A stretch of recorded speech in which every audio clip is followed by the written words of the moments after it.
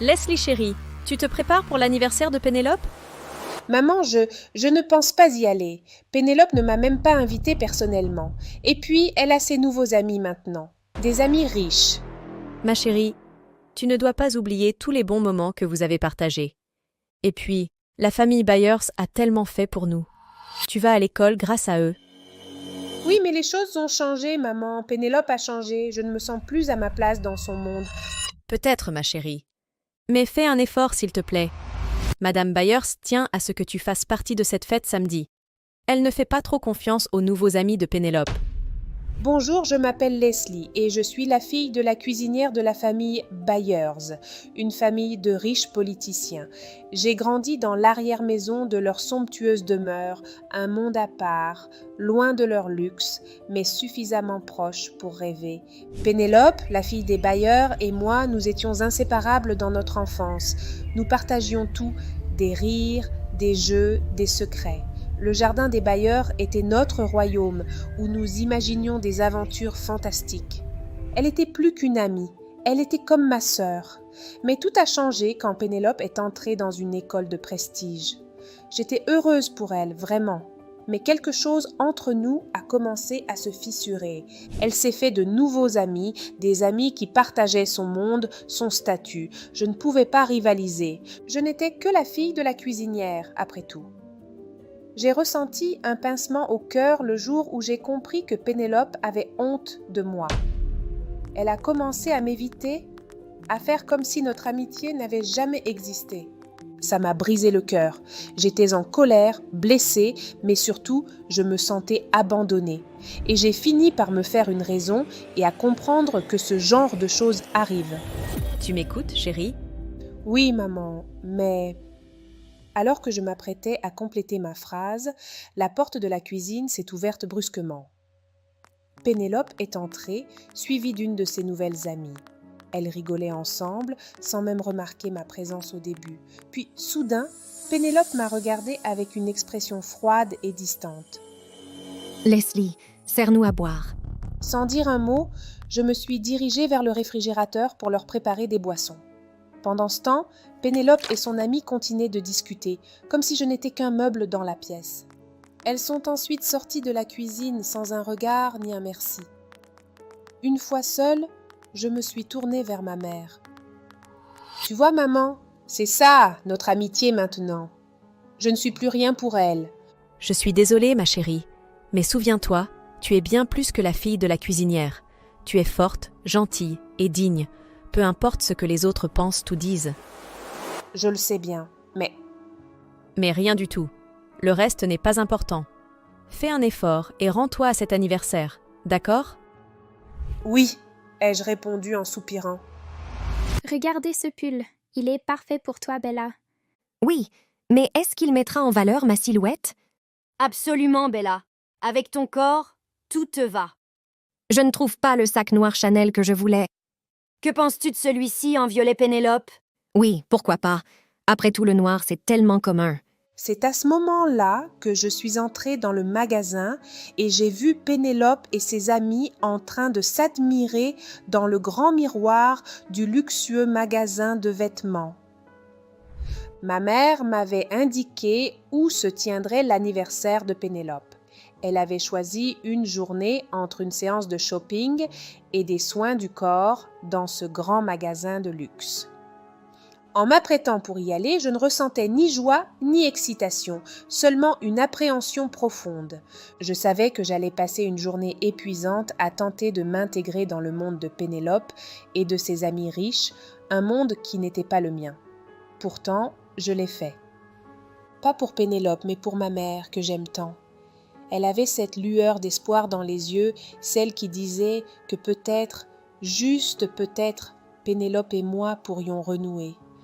Pour ne pas la décevoir, j'ai rassemblé tout mon courage et suis allée à cet anniversaire, tenant dans mes mains un cadeau fait maison, un cadeau qui, je le craignais, serait hors de propos dans cet univers de luxe et de superficialité. Et ce fut le cas. Pénélope, j'ai fait ça pour toi, pour ton anniversaire. Oh, Leslie, ce n'est pas vraiment mon style. Tu sais, j'ai des goûts un peu plus raffinée. Je me suis mordu la lèvre pour ne pas répliquer, car elle n'avait même pas ouvert le cadeau pour voir ce qui était à l'intérieur, mais elle savait déjà apparemment que ce n'était pas son style. En plus, ses copines, Bella et Amber, échangeaient des regards amusés en murmurant entre elles. « Oui, tu comprends, Leslie. Pénélope a des standards élevés maintenant. » ajouta Bella avec un ton moqueur. Elle a ensuite éclaté de rire, un rire pour m'humilier visiblement. Bon, où en étions-nous? Ah oui, le sac. Violette, c'est ça? A alors dit Pénélope en se retournant vers ses amis. Là, debout, au milieu du magasin, je me sentais complètement idiote, tenant mon cadeau fait maison dans les mains. Il semblait tellement déplacé, si petit et insignifiant dans cet environnement de grand luxe.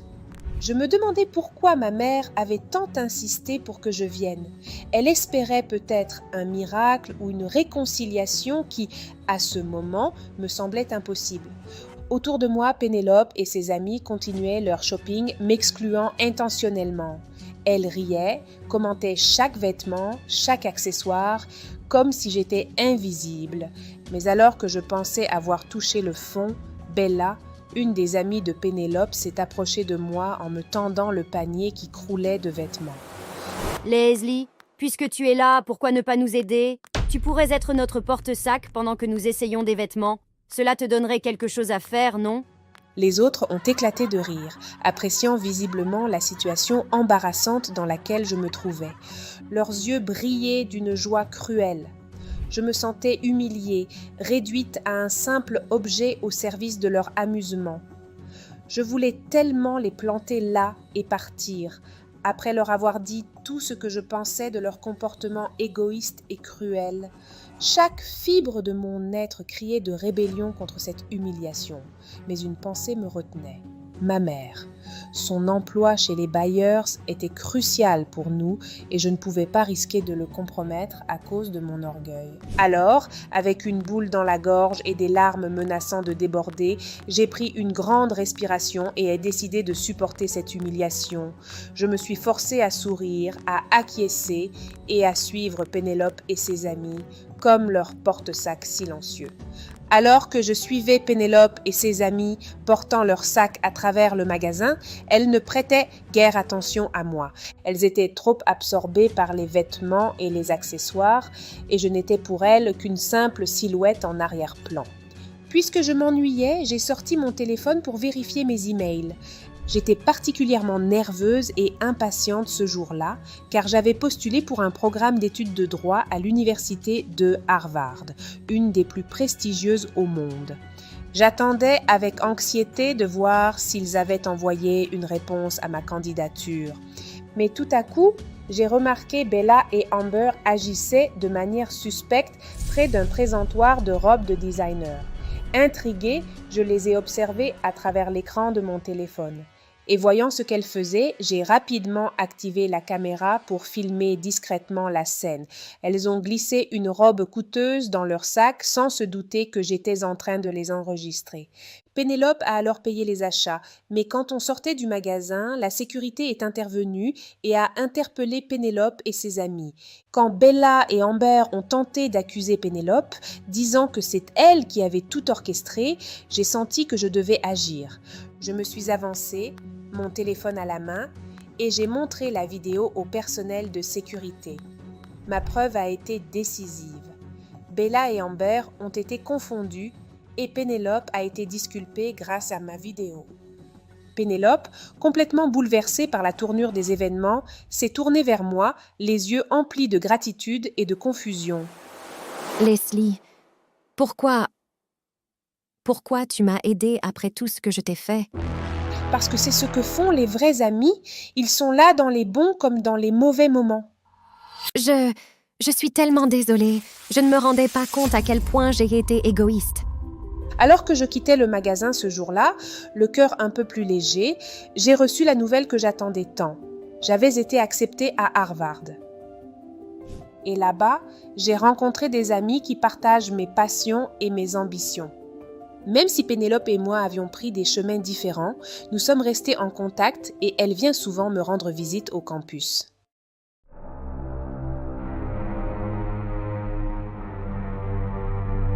Bonjour, je m'appelle Anna. Je vais vous raconter le calvaire que j'ai vécu avec mon mari au point de jeter mon bébé par la fenêtre de notre maison.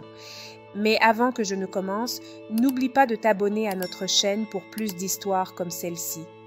Tout a commencé lors d'un défilé de mode à New York. À l'époque, j'étais mannequin depuis quelques années et mon travail m'avait amené à collaborer avec les plus grandes maisons de la mode. C'était un monde glamour, exigeant, mais j'y trouvais ma place.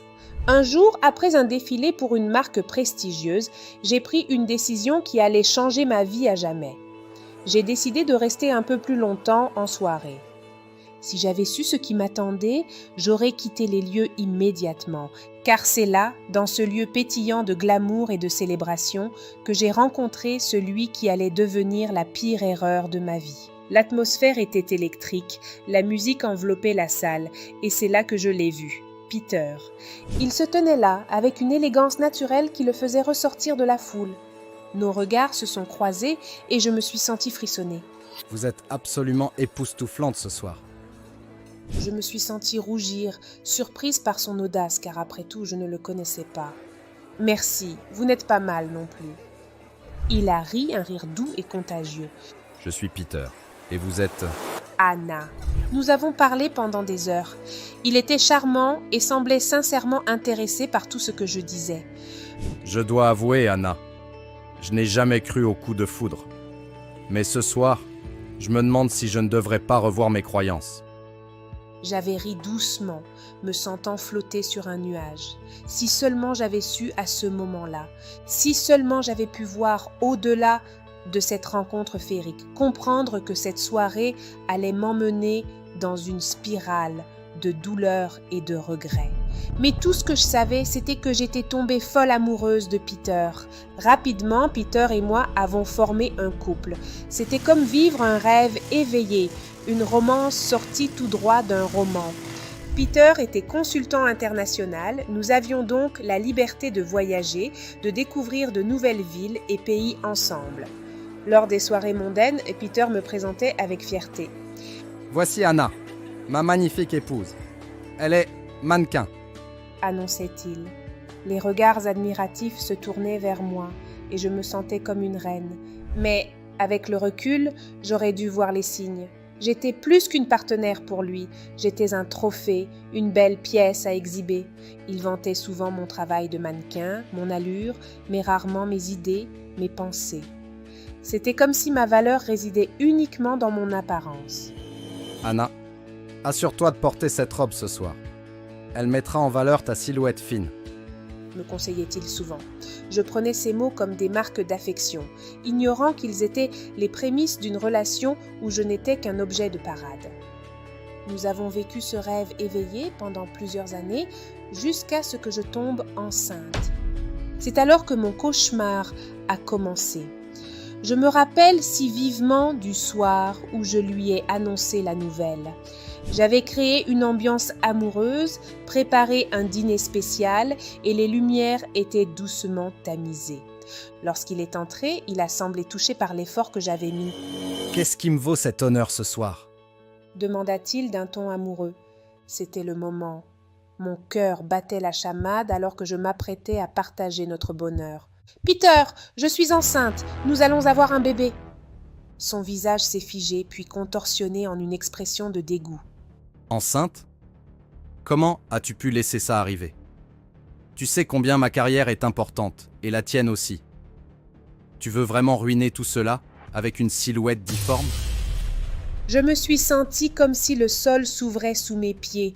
Sa réaction était un coup de poignard en plein cœur. « Peter, c'est un miracle, notre bébé, notre famille. » Un miracle ? Non, Anna, c'est une catastrophe. Tu penses vraiment que je vais me trimballer avec une femme enceinte et ensuite un enfant ? Tu as détruit nos plans, notre liberté. Sa voix était dure, sans aucune trace de l'homme que j'avais aimé.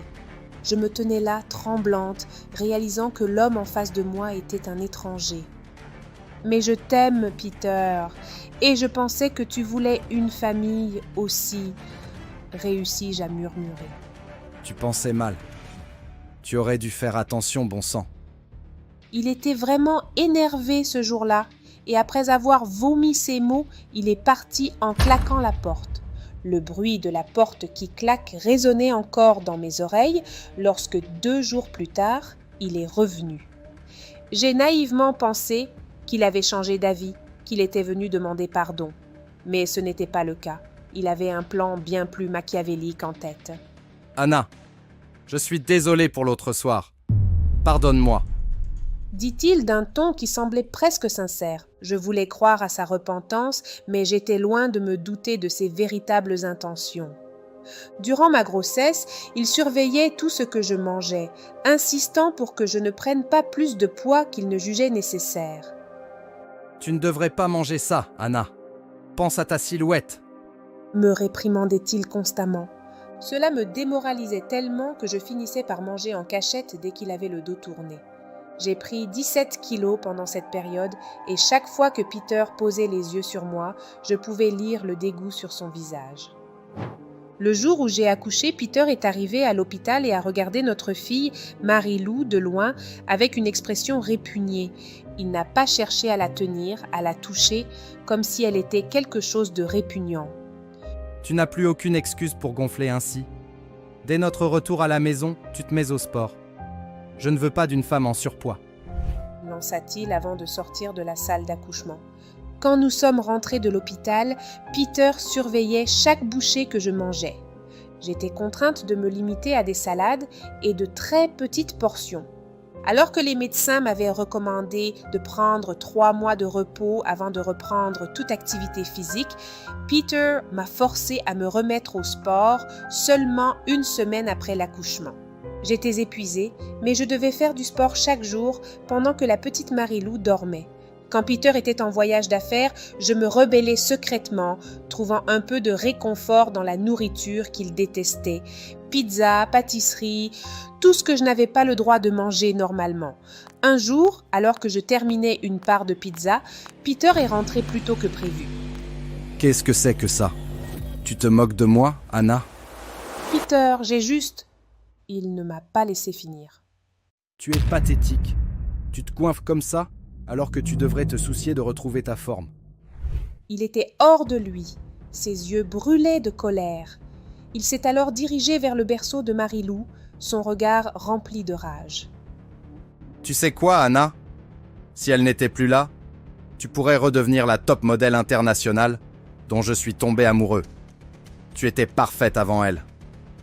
Je me suis précipitée vers lui, la terreur me submergeant. « Peter, ne lui fais pas de mal, je t'en supplie. » Il se tenait là, menaçant, au-dessus du berceau de notre fille, et dans ses yeux, je pouvais voir qu'il était capable de tout. La panique m'a envahie. Je savais que je devais protéger ma fille à tout prix. Avec une rapidité que je ne me connaissais pas, j'ai couru vers le berceau de Marie-Lou, la prenant dans mes bras avant que Peter ne puisse l'atteindre. Peter était derrière moi, hurlant, mais j'ai réussi à le devancer.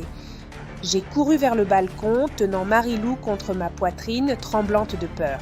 J'ai rapidement ouvert la porte vitrée du balcon et je l'ai refermée derrière moi à clé. Peter s'est mis à tambouriner furieusement contre la vitre, me demandant, ou plutôt exigeant d'ouvrir.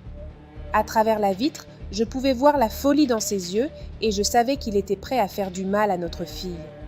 Ses cris étaient assourdissants et ses coups contre la vitre de plus en plus violents. Je me suis recroquevillée dans un coin du balcon, tenant Marie-Lou aussi loin de lui que possible, cherchant désespérément une échappatoire. Mon regard a balayé les alentours, cherchant une solution, n'importe quoi, et c'est là que j'ai aperçu M. Kabila en bas de notre appartement. Il avait souvent exprimé ses inquiétudes concernant le comportement de Peter, et je savais qu'il serait prêt à aider. Dans un moment de désespoir absolu, j'ai crié de toutes mes forces « Monsieur Kabila, attrapez-la, je vous en supplie, sauvez ma fille !» Il a levé les yeux, réalisant immédiatement la gravité de la situation, et il s'est immédiatement positionné en dessous du balcon, prêt à réceptionner Marie-Lou. Avec une dernière prière, j'ai doucement basculé Marie-Lou par-dessus le balcon, confiant sa vie aux mains de Monsieur Kabila. Il l'a attrapée avec précision, enveloppant soigneusement ma fille dans ses bras. Mais alors que je regardais Monsieur Kabila disparaître avec Marilou, la porte vitrée a cédé sous les coups de Peter. Il s'est précipité vers moi, menaçant, les mains levées pour me frapper. Comment oses-tu? Tu vas me le payer. Je me suis recroquevillée, me préparant au pire. Mais avant que l'irréparable ne se produise, des sirènes de police ont retenti. Monsieur Kabila avait appelé la police. Des agents sont rapidement entrés sur le balcon. Peter a été immédiatement maîtrisé. Monsieur, vous êtes en état d'arrestation pour violence domestique et mise en danger de la vie d'un enfant, a déclaré l'un des policiers en le menottant. Peter a été emmené et j'ai été enveloppée dans une couverture, secouée mais soulagée. La police m'a informé que M. Kabila avait tout expliqué et qu'ils avaient pris des mesures immédiates. Dans les jours qui ont suivi, avec l'aide de la police et des services sociaux, j'ai commencé à reconstruire ma vie. Marilou était en sécurité et j'avais enfin échappé à l'emprise de Peter. J'ai trouvé du réconfort et du soutien auprès de voisins et d'amis. Avec le temps, j'ai retrouvé ma force et ma confiance. Marilou et moi avons commencé une nouvelle vie, libre de la peur et de la douleur. J'ai retrouvé ma forme sans la pression de quiconque et j'ai recommencé à travailler, reprenant ma carrière de mannequin. Avec Marilou et sa nounou, nous voyageons à travers le monde pour mon travail. Et récemment, j'ai rencontré David, un artiste peintre talentueux. Fascinée par son approche de la vie et son art, j'ai commencé à passer du temps avec lui. Cependant, je reste prudente et prends le temps de le connaître, souhaitant éviter les erreurs du passé. Nos échanges sont enrichissants et il a même établi un bon contact avec Marilou. Cette nouvelle relation se développe lentement, mais elle est prometteuse et empreinte de respect mutuel. Nous verrons ce que l'avenir nous réserve.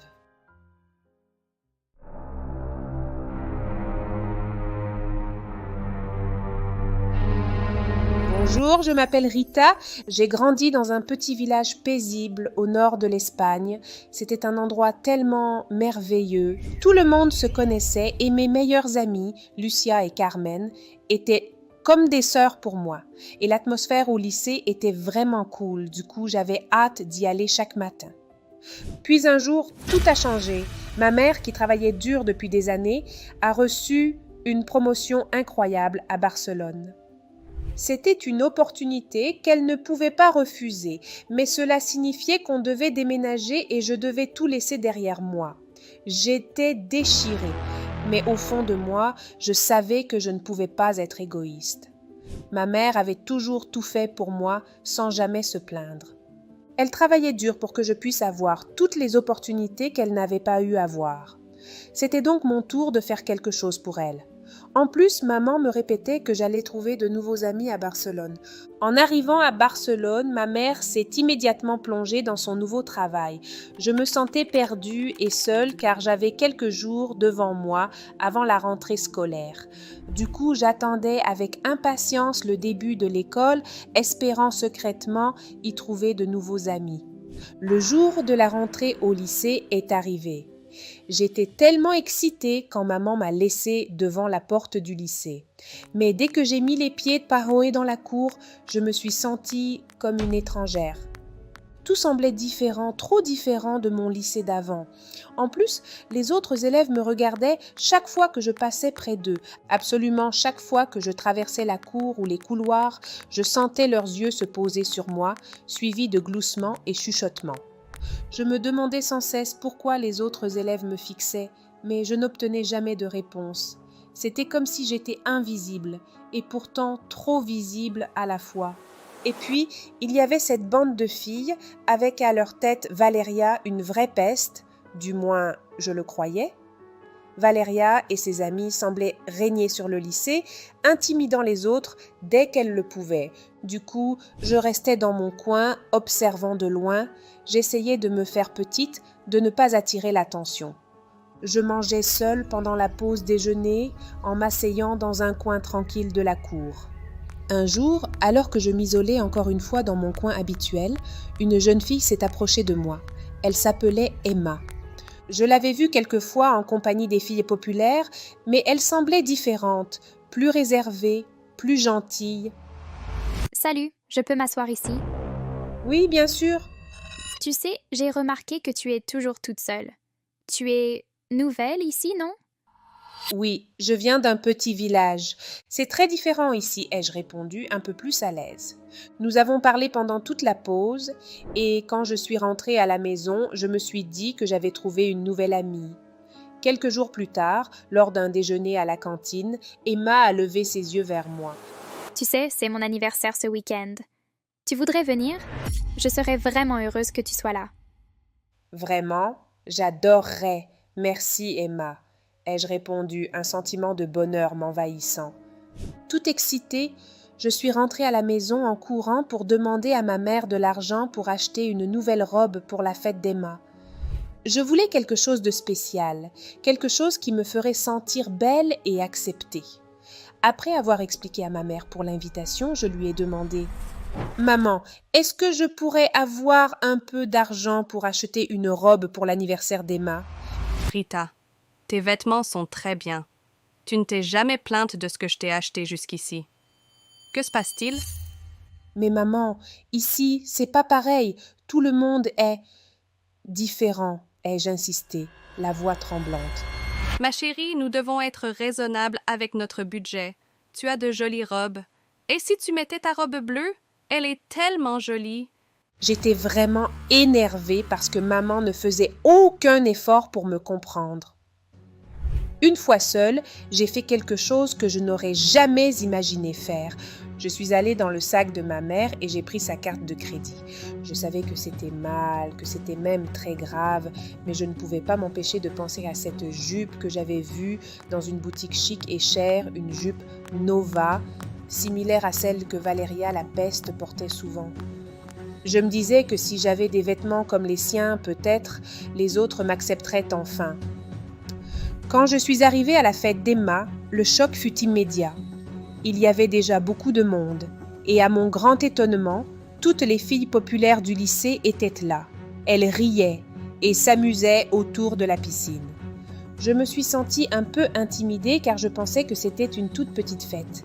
Mais je me suis dit que c'était l'occasion rêvée pour pouvoir enfin me faire accepter.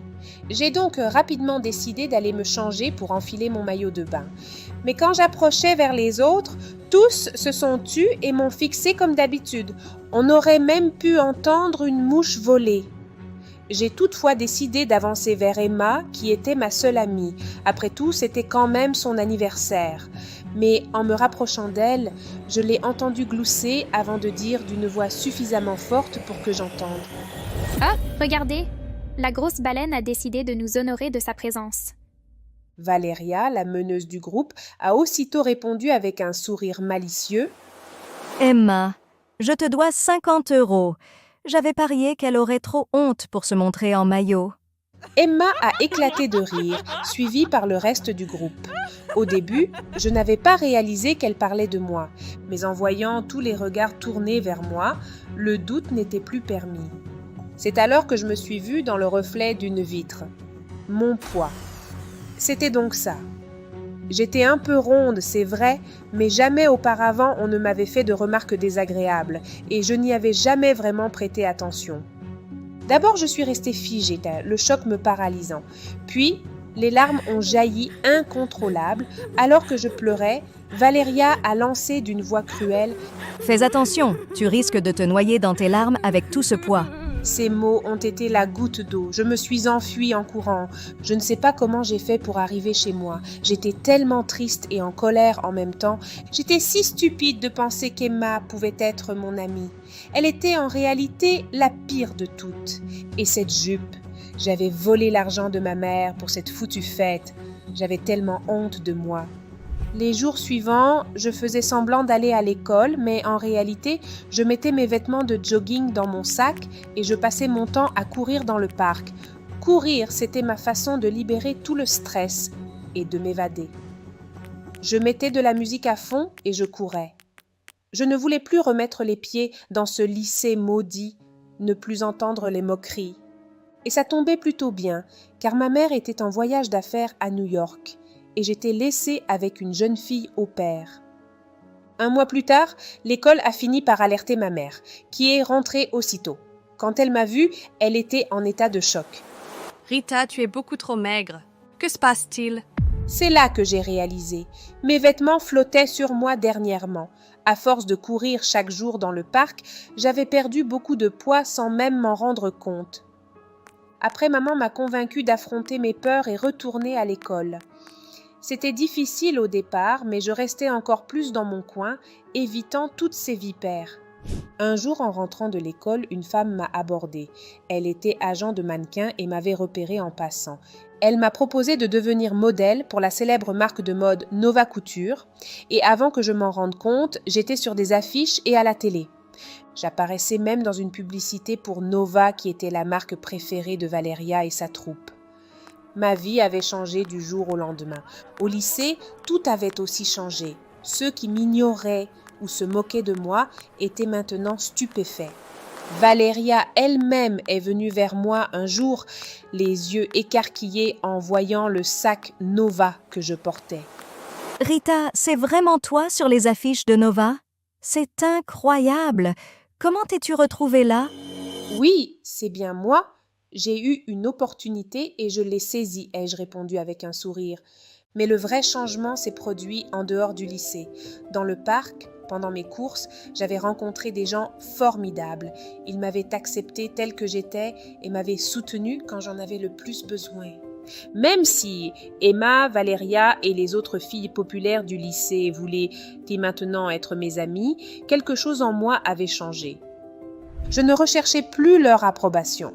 Leur intérêt soudain me semblait superficiel, dicté par ma nouvelle notoriété plutôt que par une véritable amitié.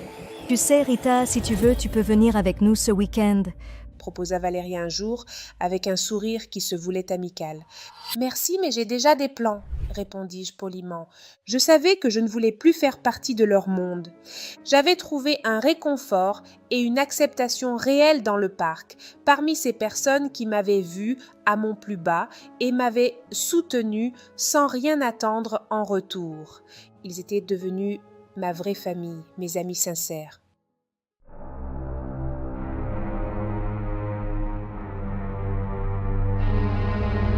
Emma, ma chérie, maman et moi avons une surprise pour toi. Nous avons décidé de t'offrir la voiture que tu as tant souhaitée pour ton 15e anniversaire. Oh mince, vraiment? Oh, merci, vous êtes les meilleurs parents du monde. Attendez, vous lui offrez une voiture? Pour ses 15 ans? Mais 15 ans? Oui, nous pensons qu'Emma le mérite. Et quand j'ai eu 16 ans, vous avez dit qu'une voiture était un luxe inutile et que je devais économiser pour en acheter une moi-même. J'avais toujours eu d'excellentes notes. Toujours. Et vous n'avez même pas envisagé de m'offrir une voiture. Pourtant, je vous ai supplié pour cela. Léa, ne gâche pas ce moment. Réjouis-toi pour ta sœur enfin. Comment pouvez-vous être si injuste? Vous favorisez toujours Emma, peu importe ce que je fais. C'est comme si je n'existais pas pour vous. Vous m'avez toujours traité différemment. Et maintenant, cela ne pourrait pas être plus clair. Léa, arrête ton cinéma. Nous ne sommes pas ici pour parler de tes jalousies. Aujourd'hui, c'est un jour heureux. Un jour heureux? Pour qui? Certainement pas pour moi. Profite de ta voiture, Emma. J'espère qu'elle te rappellera chaque jour à quel point tu es privilégiée et aimée, contrairement à moi. Bonjour, je m'appelle Emma. La scène que vous venez de voir est juste un exemple typique de la vie chez nous. J'ai toujours été la préférée de mes parents, la star de la famille, et franchement, j'adore ça. Mes parents ne m'ont jamais vraiment grondée, contrairement à Léa, ma sœur aînée. Ils ont toujours eu une tendresse particulière pour moi. Par exemple, une fois, j'ai peint les murs de ma chambre en rose vif sans demander la permission. Léa était horrifiée. Mais mes parents, ils ont trouvé ça adorable et créatif. Ils ont même encadré une partie du mur comme œuvre d'art. Si Léa avait fait ça, oh là là, elle aurait eu droit à un sermon interminable. Et puis, il y a eu ce concours de talent à l'école. J'avais fait une petite danse, rien d'extraordinaire, mais mes parents ont tellement insisté pour que tout le monde sache que j'avais gagné. Ils ont même organisé une petite fête pour célébrer ça. Léa, elle, avait gagné un concours de sciences l'année dernière, mais il n'y a eu aucune fête pour elle. Je crois que mes parents avaient juste mentionné ça en passant lors d'un dîner. Oh, ma chérie, veux-tu faire un tour avec ta voiture pour la tester? Oui, bien sûr, je vais juste monter chercher un pull. Il fait un peu froid dehors. Je suis rapidement montée à l'étage car j'avais hâte d'essayer ma voiture. Mais alors que je voulais entrer dans ma chambre, la voix de Léa m'a arrêtée. Elle semblait être au téléphone. Jack, tu ne comprends pas. Emma, c'est une vraie vipère. Elle joue les innocentes, mais c'est une vraie manipulatrice. Elle se sert de nos parents comme des marionnettes. J'espère qu'un jour elle se prendra un mur. Je n'ai pas écouté plus longtemps. J'étais furieuse. Léa parlait de moi comme si j'étais le monstre de la famille, alors que je n'y pouvais absolument rien si mes parents me préféraient. Si c'était vraiment ainsi qu'elle pensait de moi, elle allait le regretter, et amèrement. Pour me venger, je n'avais pas besoin de demander plus de choses à mes parents. C'était trop simple et trop prévisible. Non, je devais frapper là où ça ferait le plus mal, et j'avais déjà ma cible. C'était Jack, le nouveau petit ami de Léa. Je connaissais Jack. Il était super cool et drôle, exactement le genre de garçon qui me plaisait aussi. Et je savais que je pouvais l'avoir si je le voulais. C'était la vengeance parfaite. Je n'ai pas eu à faire grand-chose pour attirer Jack. Ma nouvelle Mercedes était comme un aimant. Le jour où je suis arrivée à l'école avec, il est venu vers moi tout seul. Waouh, Emma, c'est ta voiture? Oui, c'est mon cadeau d'anniversaire. Elle est incroyable. Tu dois être la fille la plus chanceuse du lycée. Personne n'a de voiture à part toi. Peut-être. Tu veux faire un tour après les cours? Carrément, j'adorerais. C'était si facile. Jack était comme de la cire entre mes mains. Je savais que c'était mal, mais quelque part, ça me plaisait.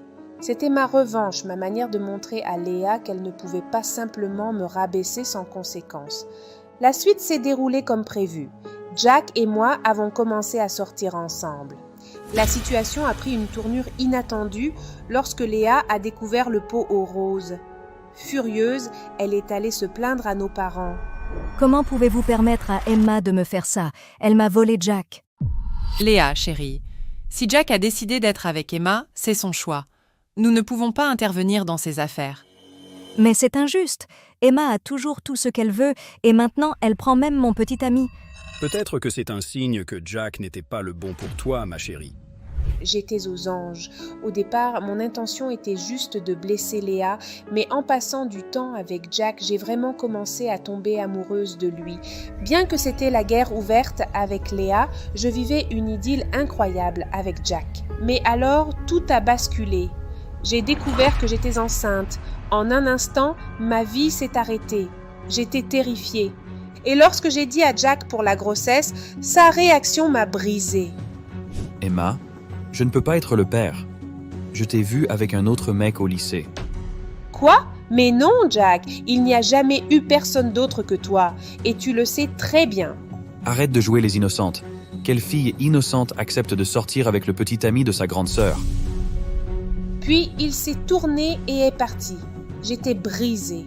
J'avais seulement 15 ans et ma vie semblait s'effondrer autour de moi. En plus, on m'avait annoncé le matin que j'avais raté mon diplôme. Mais malgré tout, je gardais espoir. Mes parents avaient toujours été là pour moi, dans les bons comme dans les mauvais moments. Alors, avec une boule dans la gorge, je suis allée leur annoncer ma grossesse. « Maman, papa, j'ai quelque chose d'important à vous dire. Je suis enceinte », ai-je lâché d'une voix tremblante. « Enceinte? À ton âge? Tu te rends compte de ce que tu dis? » Comment as-tu pu nous faire ça, Emma? Tu as ruiné ton avenir. Papa, La ferme. Je ne veux plus entendre un seul mot sortir de ta bouche. Tu nous déçois tellement. S'il vous plaît, je suis vraiment désolée. J'ai besoin de vous. Je ne sais pas quoi faire, ai-je sangloté. Tu as toujours eu tout ce que tu voulais, Emma. Chaque caprice et chacun de tes désirs. Nous avons tout fait pour te rendre heureuse. Et voilà comment tu nous rembourses, en nous apportant cette honte. Si tu as été assez mature pour te mettre dans cette situation, tu peux bien prendre soin de toi maintenant. Nous avons sacrifié tant de choses pour toi, pour ton bonheur, et tu as choisi de tout gâcher. Nous ne pouvons pas soutenir ce comportement. Tu as fait ton choix. Maintenant, tu dois en assumer les conséquences. Tu dois partir. A tranché mon père. J'étais anéantie. Les personnes qui m'avaient toujours soutenue, protégée, me tournaient le dos au moment où j'avais le plus besoin d'elles. En quittant le salon, j'ai vu Léa dans un coin en train de sourire. « Bien fait pour toi. » a-t-elle murmuré avec une satisfaction évidente. J'ai fait mes valises, le cœur lourd, me dirigeant vers la voiture que mes parents m'avaient offerte. Mais à peine avais-je franchi la porte, mon père m'a interpellée. « Emma, où penses-tu aller avec cette voiture ?»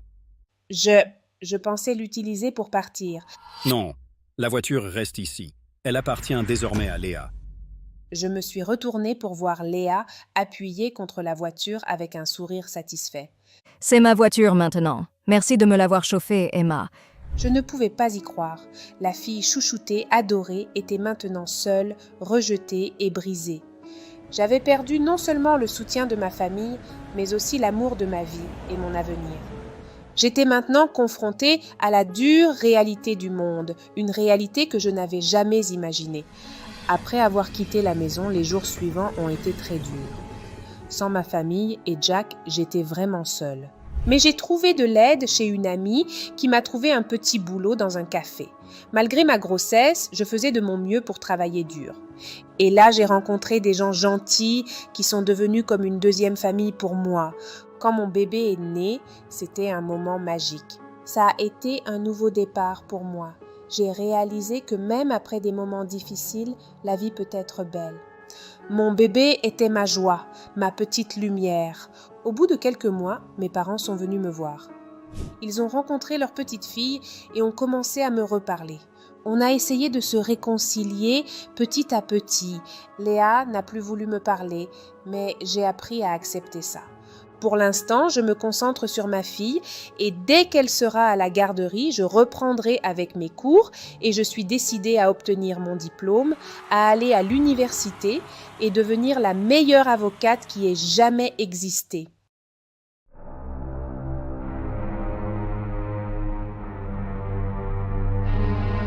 Salut, je m'appelle Danielle et je vais vous raconter comment ma vie, qui était autrefois un conte de fées, est devenue un véritable cauchemar.